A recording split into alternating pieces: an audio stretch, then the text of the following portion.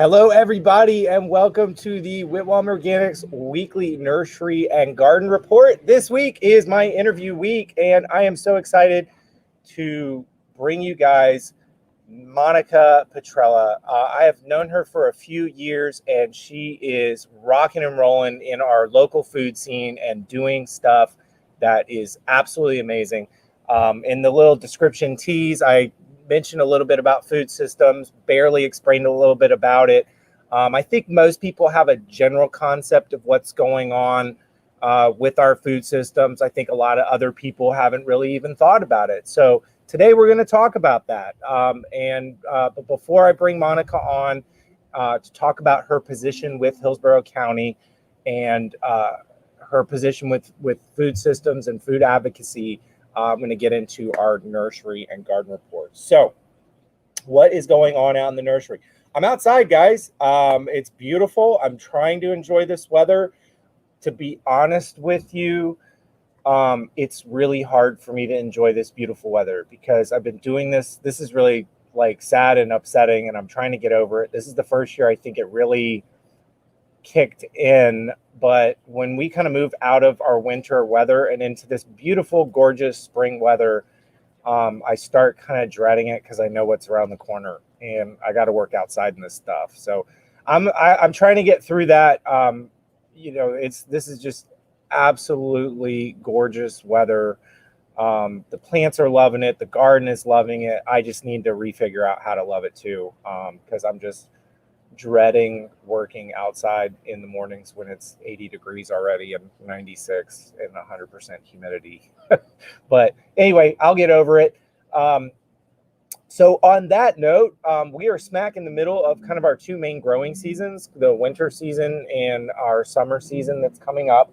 And that overlap is what we call our spring season. And it can be extremely short and it can be extremely long. So basically, if our winter ends early and our summer comes late, we have a nice long extended spring season. And some of these more temperate Goldilocks crops do really well. I've done another episode called The Gardening Casino because that's kind of what it feels like gardening this time of year. So really the best thing you can do is plant everything and like keep planting some more winter stuff. Go ahead and get your spring stuff going for sure. And time to start planting some of the summer crops. That would be like your okra, your long beans, sweet potatoes. And I think that way, if you kind of spread your bets out, no matter which way the weather goes, you're bound to do well on something. It's like if we just kind of threw all summer stuff in right now and we end up having a much cooler April, the stuff could really suffer. I doubt that's going to happen, but weirder things have happened. So, what I don't like to do, though, is put everything in that's spring crops. So what are spring crops? That would be everything that can't take a frost, so it really wasn't grown over the winter time. What just happened? Okay. It's not stuff that's really grown over the winter time or grown really well, or if you do grow it over the winter time and we have a harsh winter, it dies.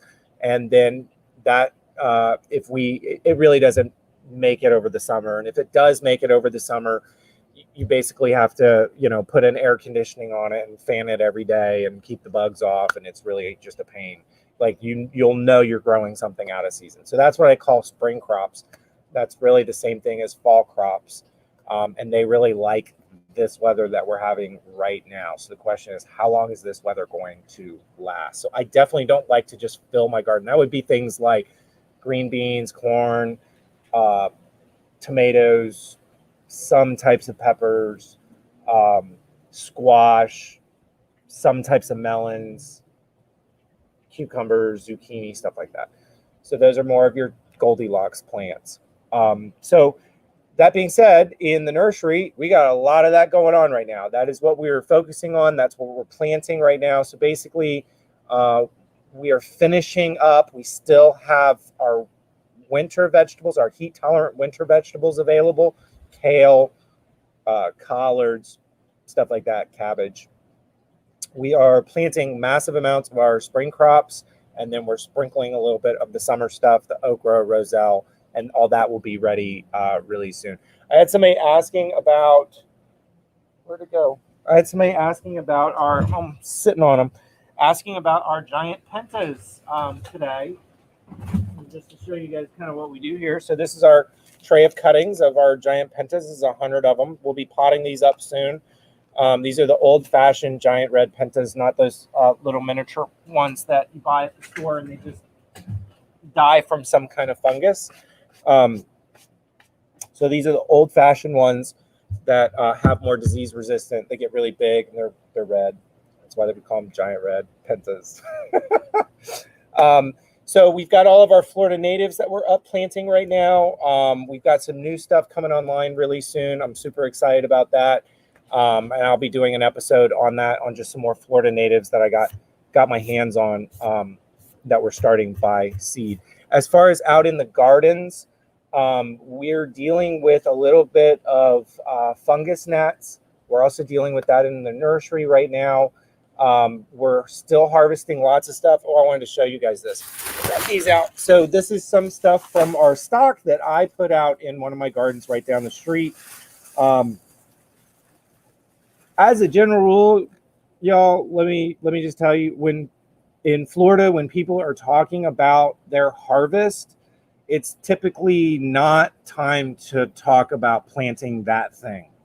That's not that rule is not 100%, but if I had to make a broad brushstroke rule, that's a good one to follow. So when people are showing off their strawberry harvest, don't ask where you can buy strawberry plants.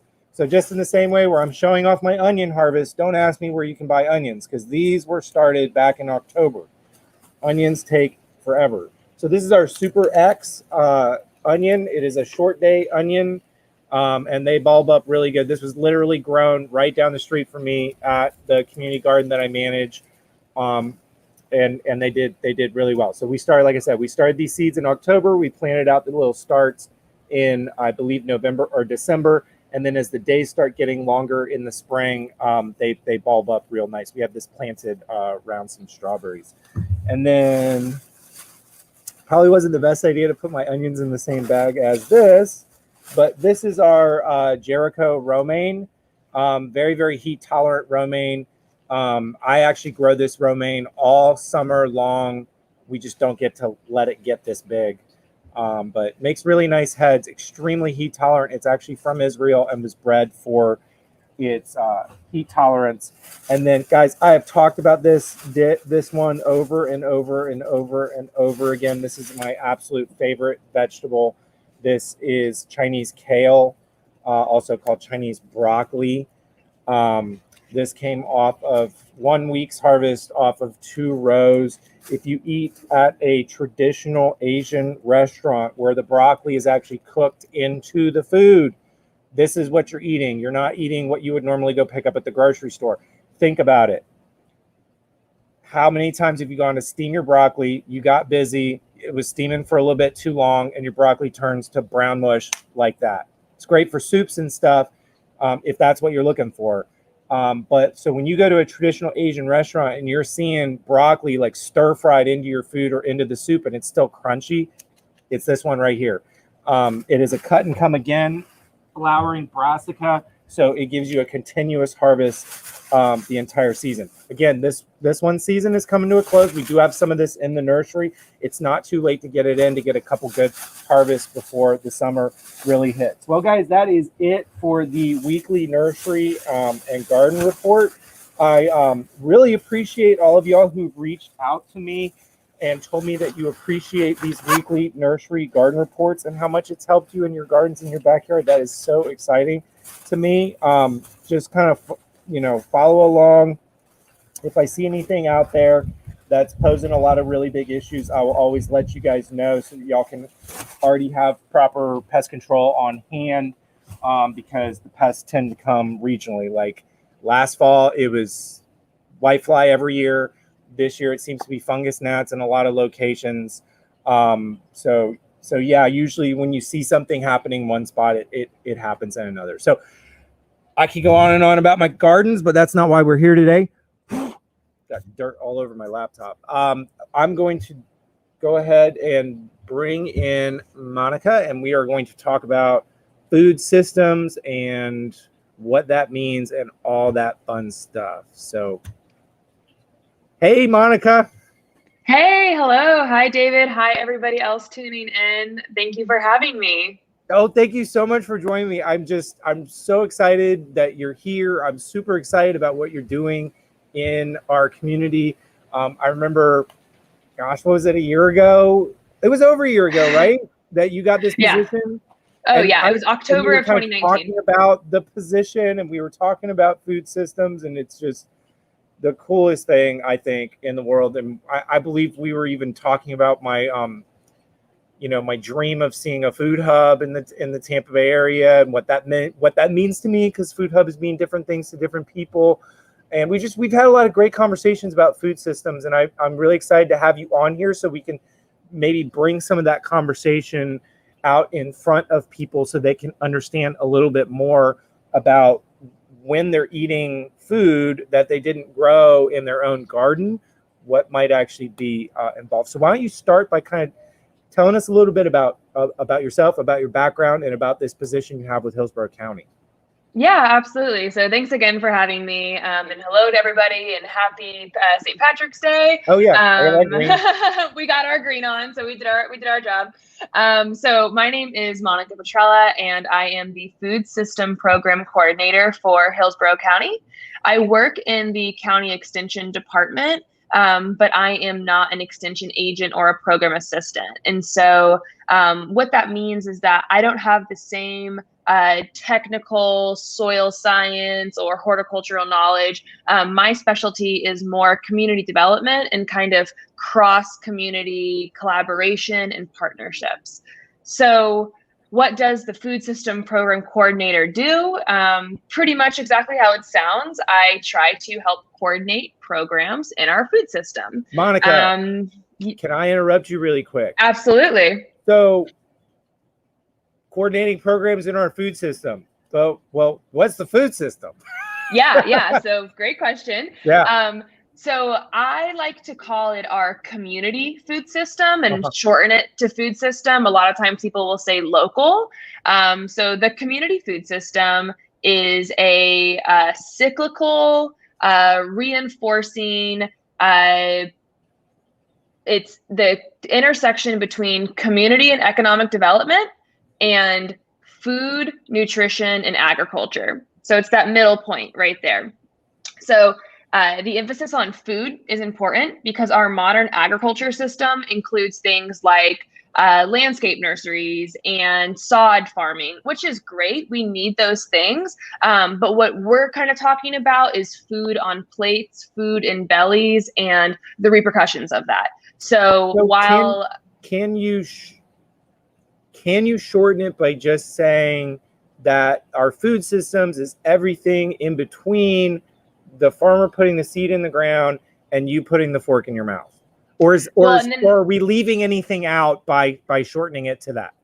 It even closes it one more loop where it's with that the food scraps from, you get your carrots and you cut off the stems. Okay. That composting aspect, you can actually turn that back into a soil amendment and put that in your garden or put it on a farm and then keep powering the food system. So gotcha. It's like when I said it's cyclical, it starts with production at the top, and then it goes from production to harvesting, distribution, marketing, consumption, and disposal. And that disposal part, if it's done right, goes back into production by the use via compost. So it is a closed loop. And in theory, once you build it and you kind of inject it with those initial resources, it should be able to sustain itself. So a lot of times people think that food systems, they conflate it with sustainability. And that can be true. The model does lend towards sustainability, but it's not, you have to design those programs to be that way. So here in Hillsborough County, it's not very easy for just a normal person to compost. We do have some programs that already exist, and they're fantastic programs. Extension offers programming. The city of Tampa just started a new program, and Hillsborough County has some small efforts too. But what we want is to develop a culture that anybody in Hillsborough knows how to compost and can compost, and that compost is going towards a local farm or garden or even in their own backyard that is used to grow their own food, feed themselves and their families, and keep it kind of in the community. So when done right, we don't have, you create a boundary, your community creates a boundary, and you try to keep everything within that boundary. So for me, my boundary is Hillsborough County. And so the goal is to create a system where all of these stakeholders that are involved in all of those parts that I just mentioned, so production, harvesting, distribution, consumption, marketing, and then disposal, all of those components are in the county, owned locally, hires local workers. And so that way this economic development is also a result. But in addition, we are feeding ourselves more nutritious food, and it's helping, with community well-being as well. So it's very dynamic. It can really go all kinds of places. And that's what's cool about it, is that there's a place for almost anything, because we all eat, or we should eat, every day. And so when we all have this, underlying, similarity, then our common denominator is that we all share food and nutrition. And so we can kind of spin that off in all kinds of ways. So a lot of times what a community food system looks like, just to a normal person, is farm to table dinners, or farmers markets, or seeing a Tampa-based jar of salsa on a grocery store. Something that is, it is local, but it's local refers to a radius.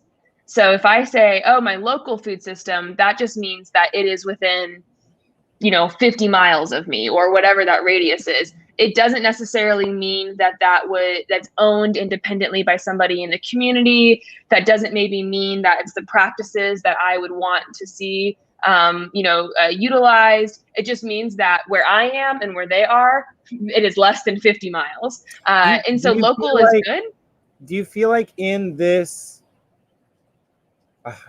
industry, in this world of food systems, that some of these terms aren't very clearly defined and kind of made up, and makes it sometimes difficult to talk to people about stuff, because like they might have one definition and you might have one definition, but you're both using the same terminology, but you're really not speaking, your ends aren't kind of meeting, meaning, I guess to some people, local food could potentially be locally produced, but the base ingredients don't necessarily come from local. Or, what if one of the branches is local, but some of the other stuff comes from another branch and is brought in? And then what about if it was only 30% of the ingredients, is that local? And you mentioned 50 miles. What if I think it's 100 miles? What Florida? Right. Florida's local. You know what? Right. I'm going to say Puerto Rico's local. Because, right. Yeah. I mean, compared to Chile or Mexico, anyway. So sure. I'm just asking because that's been my perception. And now that you are more than elbows deep in it, like, is that true?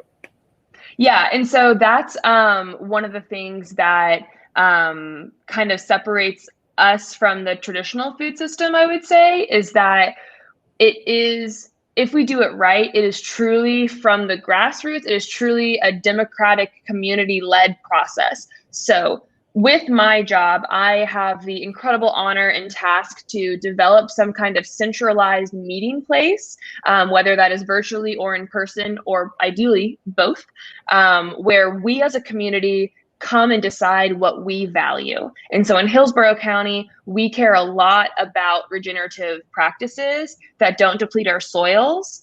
And maybe we don't care as much whether that was produced in Hillsborough or outside, but we want to make sure that the produce we get came from a farm that practices regenerative practices.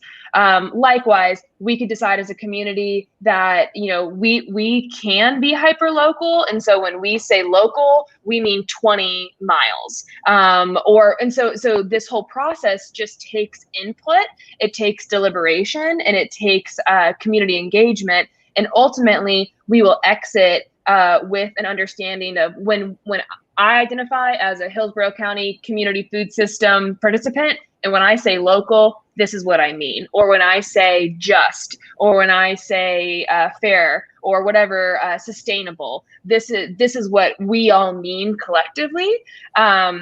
Because right now, a lot of times where you see it, like, for example, a common example is a grocery co-op. So I had the privilege of getting my master's degree from the University of Vermont. And Vermont is known for, its local food system.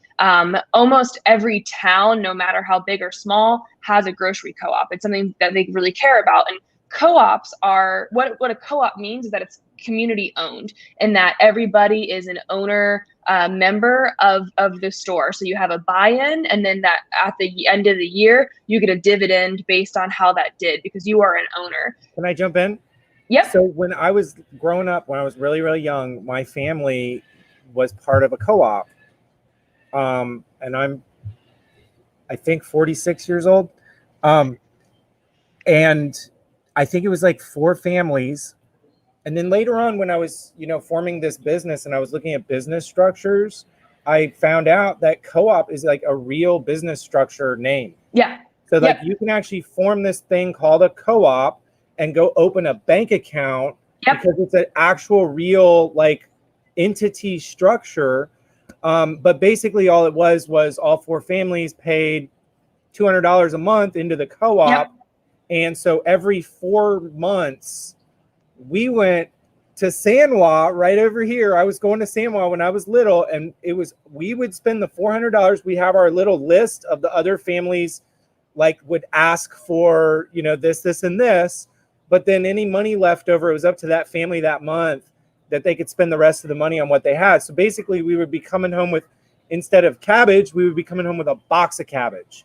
And so then we would, when it was our month, we'd split the produce into the bags, and then all the families would come over to our house on a Sunday and pick it up. And we did that, like I said, we did that every 4 months. And then, the other 3 months we went over to a family's house and picked up our groceries. So co-ops have been around for quite some times in differing forms, but I wanted to interject that because to me it's just any collective, right? Where you're it kind of have a common goal that you're pushing forward. So and so a co-op is just cooperative development. It is a business model. Instead of having like a business owner and workers, we are all member owners, and you still have a manager. So it's not like, we're all the manager, but there's still a structure in it. But as far as the democratic process is that if you are a member, you are entitled a vote.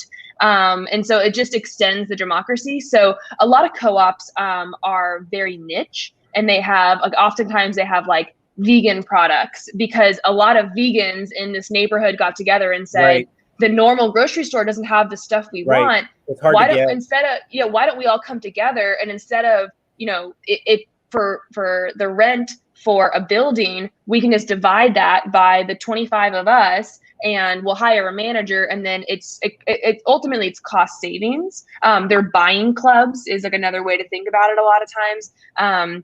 But so a lot of times these co-ops are very, very niche. And so when you have a niche product, you are, by default, not including a large part of the population. So what a community food system is, it kind of takes what we care about and establishes it in a more easy to kind of enter, like, so anybody can be part of it. If you were to join our food system as a consumer or as a buyer or a restaurant, when we say we're part of this is what we mean. And so it's supposed to be somewhere where everyone feels like they have an input. And it's not easy, because democracy isn't always easy, and having all of these inputs, Hillsborough County has 1.4 million people. if we even have 10% of that into our community food system, that's a lot of people. That's a lot of opinions. That's a lot of different perspectives. And so we just have to create a place where we can come out and iron out those details and say what we care about. And then from there, launch that strategy into development. And so earlier you mentioned a food hub.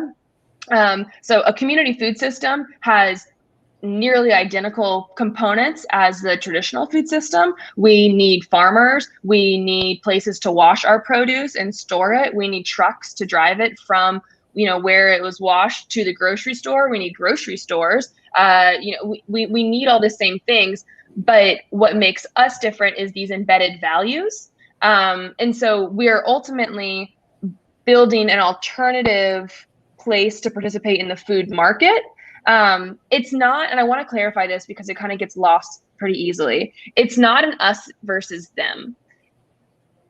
Currently, by and large, everyone talks about how the modern agricultural system is a phenomenal, operation, and that food is abundant and cheap, and that we are the prize of the world, and that we're able to do this. Are you saying there are repercussions?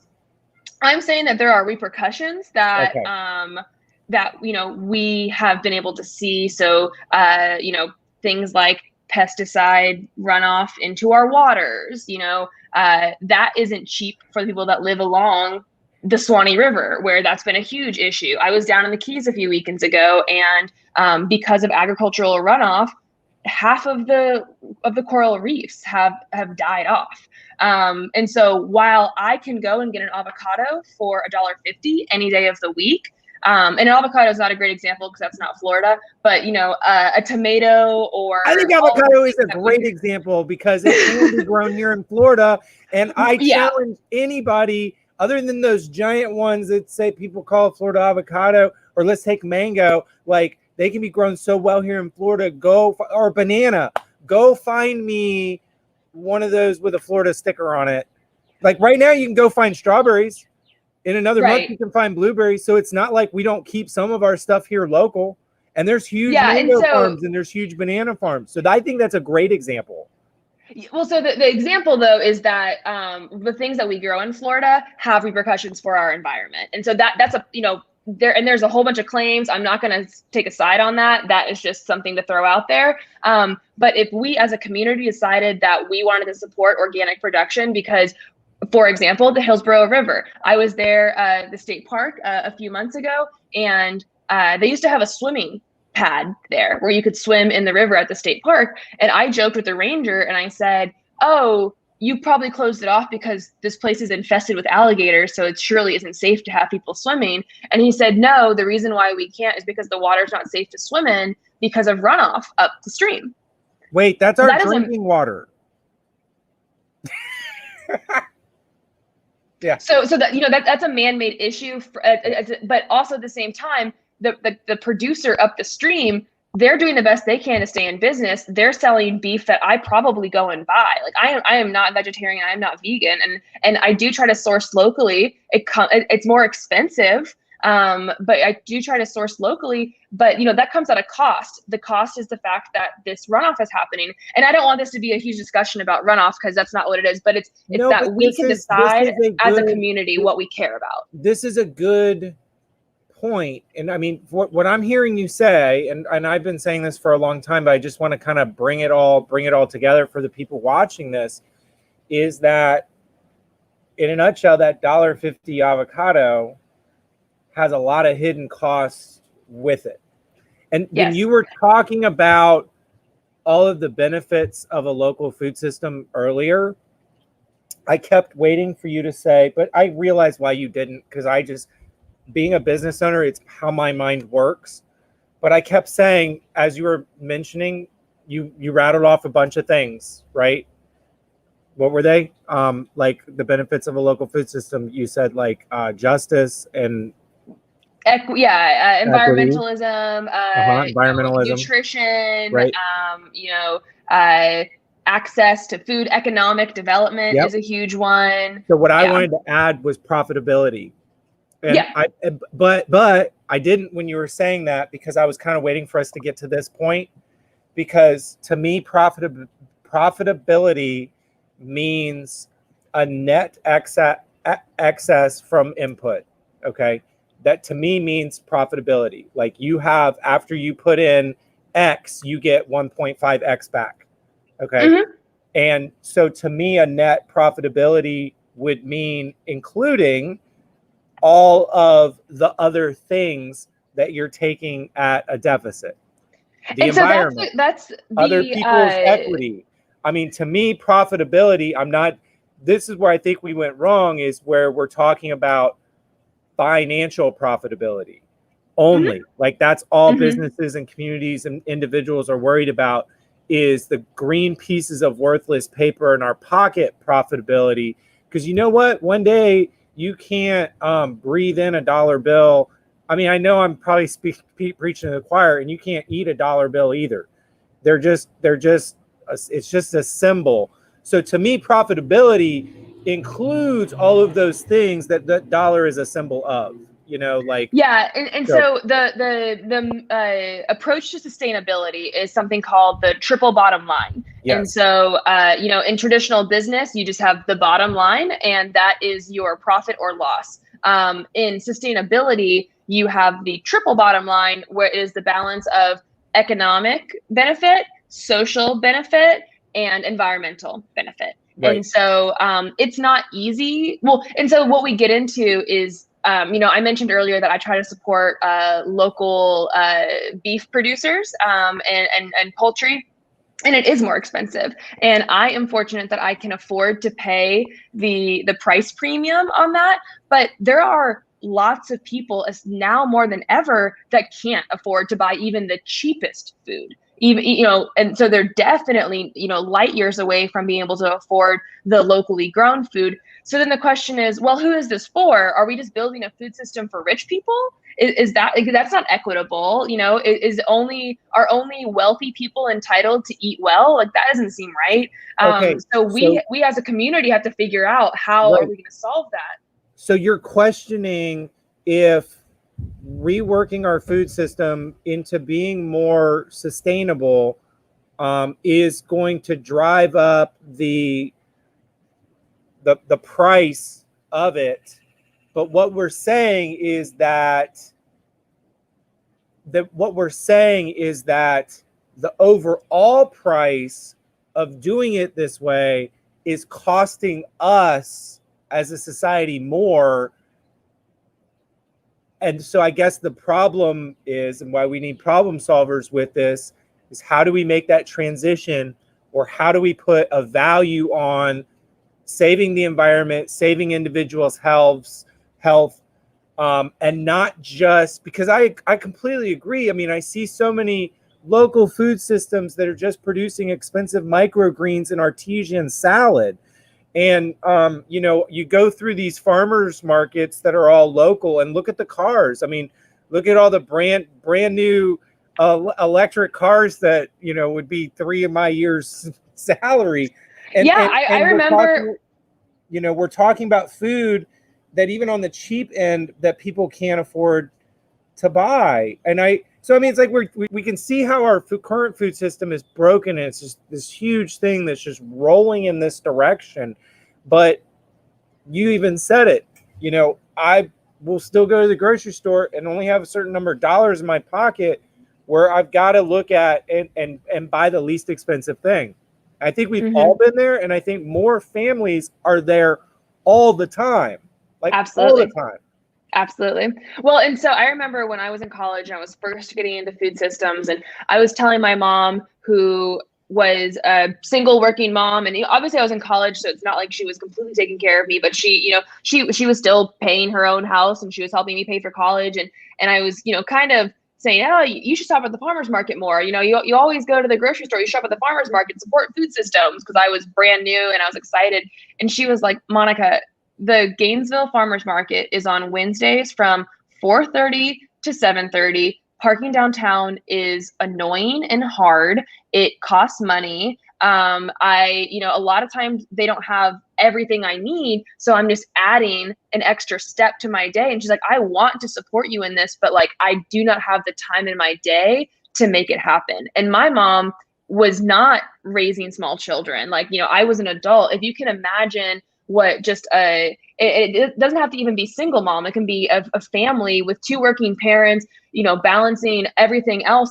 If you have to go to the farmer's market and then also go to the grocery store to finish up your market. And in economics, we call all of this barriers to entry. And the goal is to decrease the barriers to entry. So you want it to be an easy, seamless process. And that's what we're trying to do with this food system is maybe instead of going to Publix or Winn-Dixie or Albertsons, there is a grocery co-op store you can go to and still complete all of your grocery shopping. It doesn't have to be like, oh, well, I'm only going here to get my proteins, and then I'm going to go over here to get my rice and dairy and cheese. And this is another thing that a lot of times people also get confused is that they say, food systems have the power to combat food insecurity, which is true, but it needs to be intentional. And so a lot of times that slips from people think that community gardens can help eradicate food insecurity. Can I stop you And really that quick? plays a role. Absolutely. Okay. Can you just define food insecurity? Because I Yeah. think that a lot of people think of it is the more polarized black and white model of like eating or hungry. And Yeah. I think when you start talking about food insecurity, I think more people's brains when it's defined correctly, can wrap around more of, oh my God, we've been there. Mm-hmm. So food insecurity, probably the easiest way to say it, and is that you're not sure, or you are unable to access sufficient nutrition repeatedly. So when you start diving down into it, access actually means a few things. It means physical access to it. Can you get there? It means affordability. Once you're there, can you afford it? And the last part, which is receiving a lot of attention, is cultural appropriateness. Is it appropriate for you? So a great example, experience that I had is Congresswoman Castor did a press release or a press event with Feeding Tampa Bay a few years ago at Feeding Tampa Bay, and it was around Thanksgiving. And she was doing a Facebook event, and she said, so everybody, donate a turkey to help, the food bank, disperse these meals for Thanksgiving. And the executive director, this incredible man, Thomas Mance, said, well, actually, Congresswoman, we really appreciate you doing that outreach, but we don't really need turkeys because a lot of our constituents don't eat turkey. And so we can give them a turkey and they just take it home and they don't know how to prepare it. They don't like it. Their kids don't want to eat it. And then they're still hungry. And it's so hard to cooking a turkey is not easy. Yeah, it's not. But that's just an example. And so, that's a great example. The food that I eat might be way different than the food somebody in West Tampa or in Town and Country or in Wamama eats. And so it's a matter of making sure that they're able to access the things that they need. And like I said, access refers to physical access, affordability, and appropriateness. And so if you can empower yourself to grow your own produce, and then you can go and get the grains that you like, and then maybe you do or do not eat dairy. Like a lot of cultures don't eat dairy, but you can get the basics and you can make your own meals. But if you're at the whim of people giving it to you, then you don't have a lot of say over that. So food insecurity, by and large, is being comfortably able to access nutrition repeatedly and reliably. I just want to point out to everybody that this is actually the point where what we're talking about bleeds over and into a lot of different things. And I'm not going to get off topic, but food insecurity is also, because you're talking about affordability, but it isn't just directly related to the affordability of that actual food. Food insecurity also counts when somebody is choosing to pay rent or medical bills instead of being able to provide enough nutrition to their children because they have other things. So this is where the food system ties into a lot of our other society systems and over costs. It's not just about throwing money at one thing or subsidizing the crap out of one thing, because at some point, if other things aren't becoming more affordable in other ways, then people can still have enough money to buy groceries, and not because of an unforeseen medical bill or because rent's gone up. Or I just wanted to point that out, that this, what we're talking about right here, is where this kind of bleeds over into other things. And obviously anyway, I didn't want to derail, but well, and like I said earlier, like the common denominator that we all share is that like we are supposed to be eating, a certain amount of produce a day, or Right. not produce, but food a day. And so, maybe I live in a house and you live in a condo, and, you live north and I live south, but, so our homes can be different and the things we like, but we are supposed to be eating the same kind of nutrition. Just as humans, we share that in common. And so it actually is a place where we can collaborate. It's a place where we can all come together and have that in common. And then all the other things that we maybe don't share, we can always resort back to, well, we have food that unites us. And then you can also use food as a tool to, further educate and share experiences. I mean, I love going to dinner with my friends. I miss it. I can't wait to do it, in the future. Sharing a meal with people is a great way to grow community and to bond. So the food system has the power to unite us. And then, we could leverage that for all kinds of other things. And it also has the ability to tear us all apart. I mean, in the art of war, one of the main things is to cut off your enemy's food supply.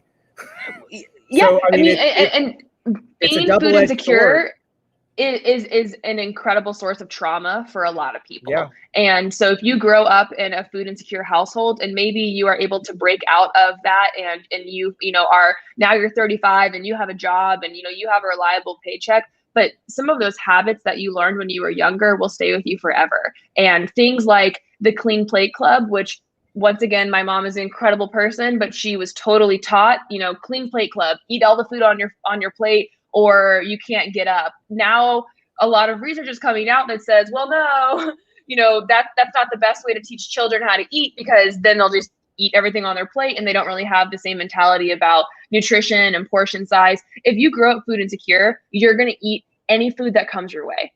And that's just going to be your default, because if you don't know the next time that you can actually get something to eat, you're just going to take the opportunity when you have it. Unfortunately, earlier today, I learned a story of an after-school program that will give children peanut butter and jelly sandwiches, and they spotted a few children cutting them in half and taking home the other half because they weren't sure if they were going to be able to have dinner. Yep. And so they wanted to save that other half of that PB&J for later. I am so fortunate that I've never had to wonder that. And I think that a lot of us are, but there's also a decent amount of our neighbors and a growing population that doesn't experience that. And so one of the cool things, so food insecurity is very, very niche. I am not a nutritionist. I am not a dietitian, and I'm not even a food security expert. There are dozens of incredible organizations here in Tampa, in Hillsborough, that do phenomenal work. Feeding Tampa Bay being one of them, the Network to End Hunger being another, and then all sorts of religious groups and community groups, and it's incredible, and they provide a safety net that without them we would be in a way worse state. A lot of them, I've heard, are starting to talk about what they call upstream solutions.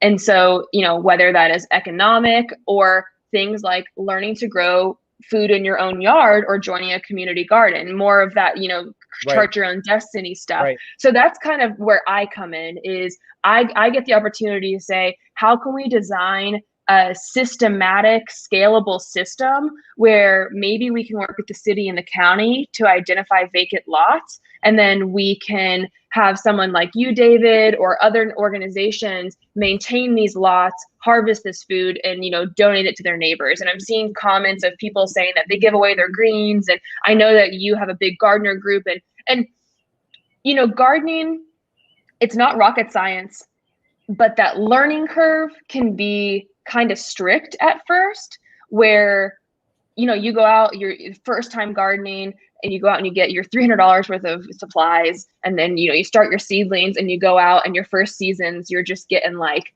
a zucchini here, an eggplant there, your kale's getting eaten all up by these pesticides. But eventually down the road, you'll figure out how to make all these things productive. And so it's a matter, we can develop programming and community support to help lower that learning curve.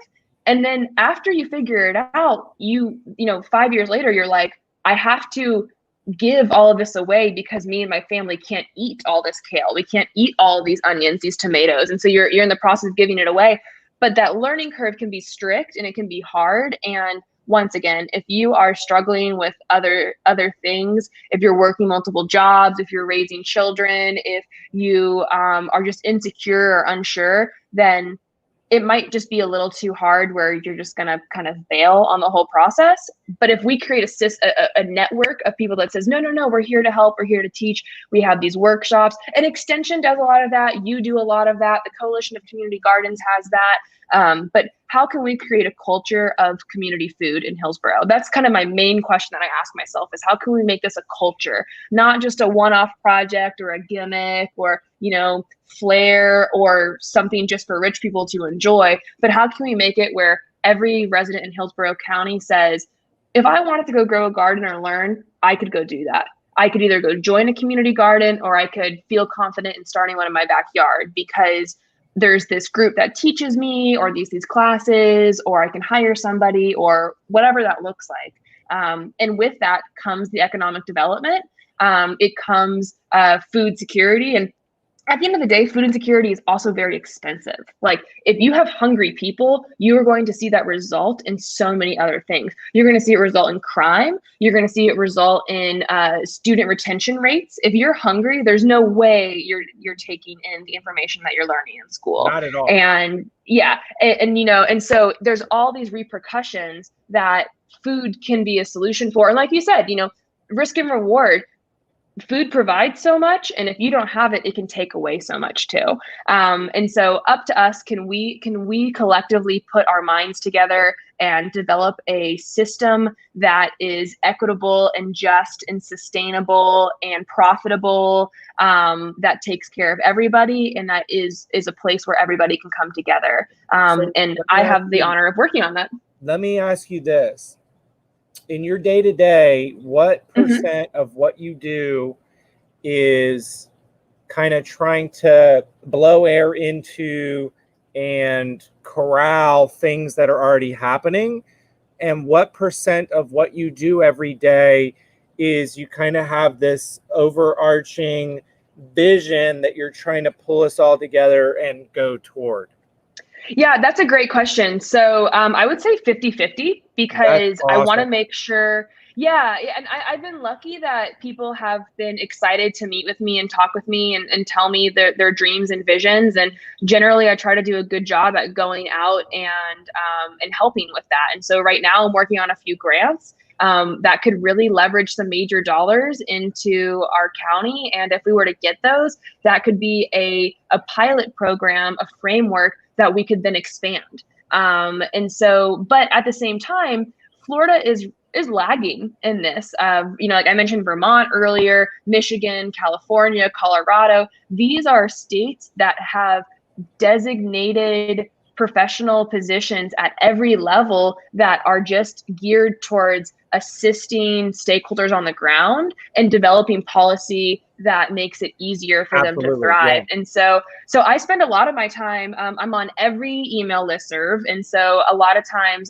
people will say, hey, my county just got $4 million in CARES funding and the commissioners want to use it for food. What kind of projects are you looking at? And so I'll read those and I'll go to the websites and I'll see what they're doing and how they're funded and how they organize. And I'll kind of get a gist for their business plan. And then I'll take a second and I'll say, well, is anybody here in Hillsborough doing that? Is that a niche that we need to fill? And I'll try to organize it and categorize it. So that way, next time I'm out in the community and I hear somebody say, oh, I'm really hoping to launch a farm to school program, I can say, oh, Well, actually, in Fort Collins, Colorado, they just did this, and I have all this information, and you and I can set up a meeting, and we can talk about, your goals and how you work, and then we can set up a meeting with Fort Collins. And my overall takeaway is that when I work with stakeholders, I want them to know that the most important work they could be doing is the work they're already doing. So a lot of times they're, already working with children, they're already composting, they're building community gardens, they are growing cattle or produce, and you keep doing that. That's what you're the best at. And a lot of times they don't want to do administrative stuff, which is no problem. I'm happy to, start putting things in an Excel sheet, talking to people, sifting around and seeing what resources I can find. So yeah, luckily I would say that I try really hard to balance it 50-50.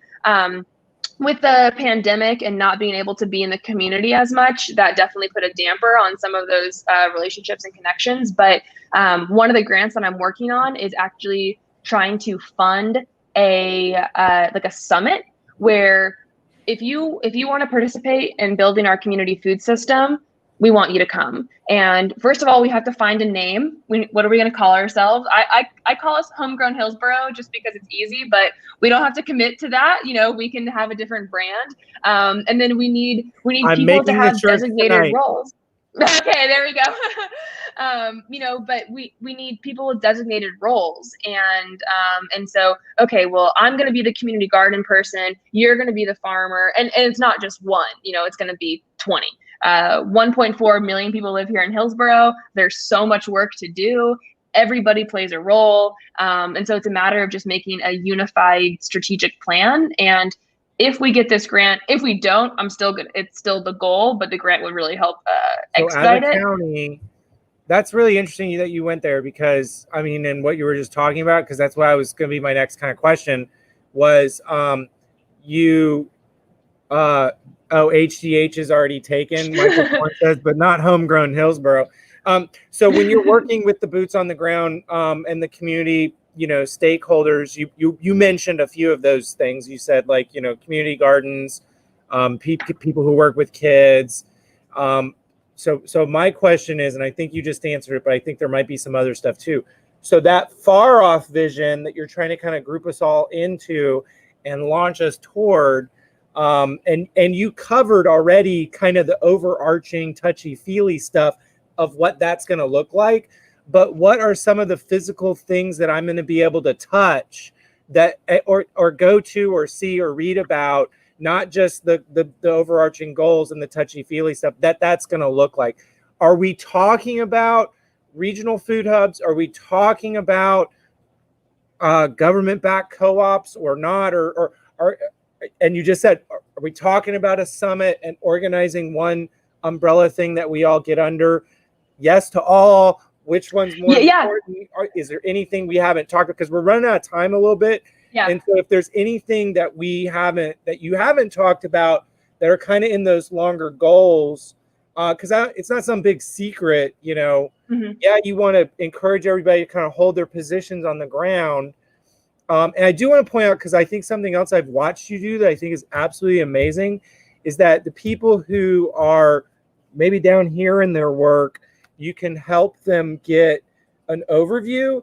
And then if there's people in the already existing food system that kind of live in the clouds, you're really good too at kind of grabbing them and showing them what's going on the ground, because those people miss each other. The people who are on the ground and the people who live in the clouds, they miss each other. We need more of you. Yeah. Well, so a lot of the people in this space are grassroots, meaning that one day they were sitting on their couch and they said, you know what, I'm just going to go out and start this community garden. I'm going to go out and start volunteering at the school and, make a school garden. A lot of teachers, they just, got the bug and they said, okay, well, I want to go do this. So there's not anything really driving them, which is fine. That's this buy-in, the opt-in is fantastic. And it makes it so that the people that do show up are very passionate and they're committed, which is what we want. At the same time, though, for the most part, everybody is a trailblazer blazing their own trail. And there's a lot of value because the goal is to have, a chart to navigate wherever we want to go, wherever we decide that to be, but we don't want to waste precious time and resources. We don't want people to get burned out. And so to answer your question, what it looks like to the audience, and I shared my email with David, and I can't comment here, but he can share it on the Facebook page or the YouTube. But what it looks like in the short term is this kind of data collection. Let me know your thoughts. Let me know your visions. Let me know who you're working with. I have a few tools that I already work with. One is a stakeholder map. So it literally has dots and it has lines in between all of the partnerships. And so with that, I can see like, okay, who's a centralized node that can spread information, or, that already has a pretty big audience. And so if we were to do a campaign, we'd want this person to email everybody so we could spread it throughout the network. So I have this, stakeholder map. I also have a newsletter that's kind of a little defunct right now, but eventually we'll start getting up. And then this summit. And that will be like people to get involved. And so that's probably a year out. But if somebody were to email me tonight, I would add them to my listserv and they'd be able to stay in the know. And so that's a great way to get involved in the short term. Similarly, we need infrastructure. We need, earlier you mentioned a food hub. A food hub is just a distribution center, but it's geared towards regional producers. So we need a food hub. We need a commercial kitchen. So that way people can do value added products. So they can make sauces and salsas and, meal kits and, all kinds of things. Canned corn. Just not, well, but taking a raw produce, and turning it into something that, it's a value added product. We need a commercial kitchen for that. Well, even if we need a something retail that we can store in the freezer or on the shelf for longer. That's what I mean. Yep. It doesn't even have to be that complex as, a jar of corn that's, been, or a can of corn or anything like that. Frozen blanched broccoli. It doesn't have to be over the top. Yeah. You're totally right. And, if you were to go to Publix right now, you would see they have these frozen, stir fry vegetables that you go and you buy, and you stir fry your frozen vegetables and you add some rice and you add some chicken, and that's a good meal right there. Yeah. It's a pretty affordable meal. That can all be local, but it takes the processing, and that processing comes at a cost. So luckily there is a whole fleet of federal food and farming grants. Grants are not easy. And so it does take a little bit of refinement. They're very strict. They want to know how you're going to use these dollars. But I know that we have the capacity to figure that out. And I know that we have we would be a good receiver of these funds, but we need to have a game plan. And we need to know where it fits in. There's a lot of models where people have already figured it out. That's the good news. Exactly. You were saying that on the small local scale, there's a lot of trailblazers, but what you're trying to do on the larger scale, it's not, there's trails in front of us. There's definitely things that we can copy and emulate in other states and other countries and around the world. That's the good news. We have a lot of work to do. That's the bad news. The good news is like you said, there's funding, there's traction behind this. And there is also we're not writing this from scratch. Right. And so I noticed somebody in the comments talked about Cypress Creek Co-op. That's a really impressive operation. And so for those of you that don't know, it's a buying club where this woman kind of organizes, hundreds of people every week, and is able to do a bulk buy. And so that way it's cheaper than what you would pay if you went to a retail store. My family when I was little. Yes, exactly. Exactly. And so she has different locations throughout the county. So there's no reason in us reinventing the wheel when we get to a point when we have sufficient local production. Because another thing is we actually don't have that many local farmers. A lot of the farmers in our current landscape, they sell to national and international supply chains because that's what's most affordable to them. And that's just the infrastructure they have. And so if we're talking about 10 acres of production, diversified production versus 300 acres of monoculture, those are two different games. And, not here to say which one's better or which one's worse, but for our purposes, we're going to focus on that local. You said something very important. You said that that's the infrastructure that they have. Like that's what you said. Oh, yeah. You said they're working through these big international brokers because that's the infrastructure that they have. These are some parts of our food system that I wouldn't say are completely unintentional, but that's my tinfoil hat theory part. And that the farmers, it's not just that they stay in it because they're making more money doing this. It's also safer. It's also like they're guaranteed buys, but it's also the part of our food system that I think can hold the most corruption and screwed up stuff. Because when you're talking about safe, right, that basically means pre-buys.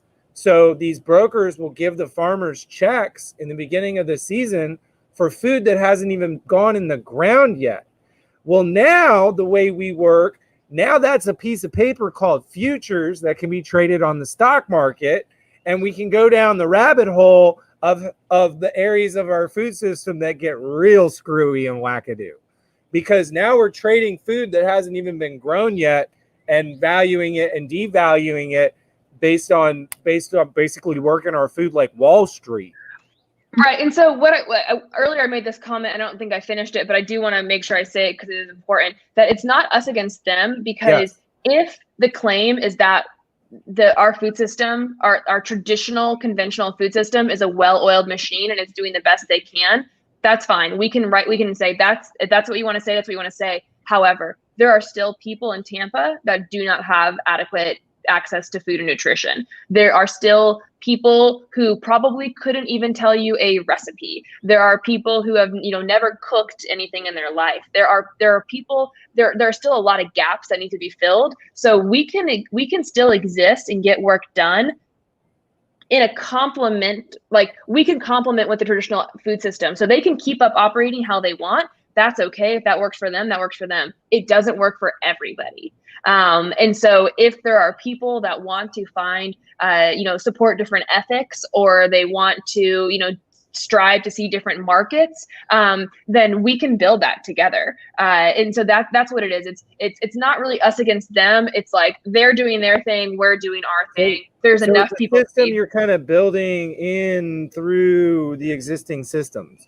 So it's like Harry Potter, like the world, like when they went in between the buildings, like their little world existed in between. Even though I am a millennial, I wasn't a huge Harry Potter fan. So I've seen the movies, I read some of the books, but maybe your next guest their will buildings that better. they hung out in existed in between the buildings.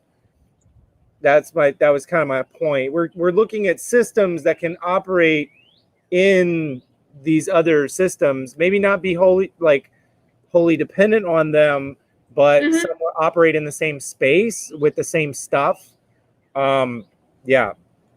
Yep. And so there's a lot of work to do. It's exciting work. It's energizing. It is, it's all around. I'm excited to do it every day. I'm honored to do it. And so with that, I will close and say, anybody who's watching that wants to learn more, tonight's conversation was, pretty scattered all over the place, but it's because there's so much to talk about. And so if you have something specific that you want to talk about, let me know, and I'd be happy to set up a meeting, or we can set up an email, or you can kind of, tune in some other way. I'm happy to come back, David, at another day. And if we want to talk more about grocery co-ops, we can talk about that. I think that's a really good idea.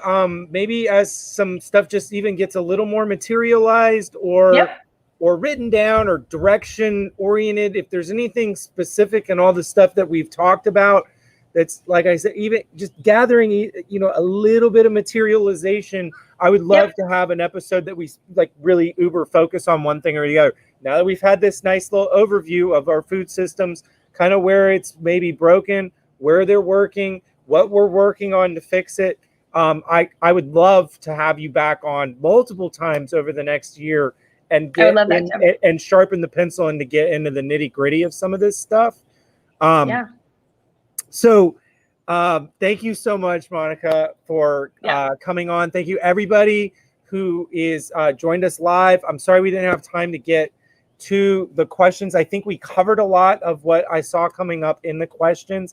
And if you are watching this not live on Facebook or YouTube, I just want to, like, if you can't join me live on Wednesdays at 5:30, I just wanted to remind everybody that you can email me. My email is in the description of this video, as well as Monica's. Monica's email is also in the description of this video below or above or wherever the video description is where you're watching this.